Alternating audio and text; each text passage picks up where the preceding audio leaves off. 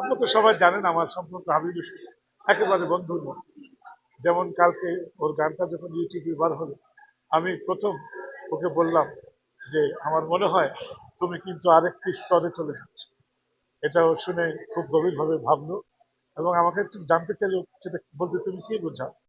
আমি বললো খ্রিস্ট যখন এসেছিল তখন কিন্তু মানুষের মনে একটু দোলা লেগেছিল, এই গানটা কিন্তু আরেকটি দোলা দিল।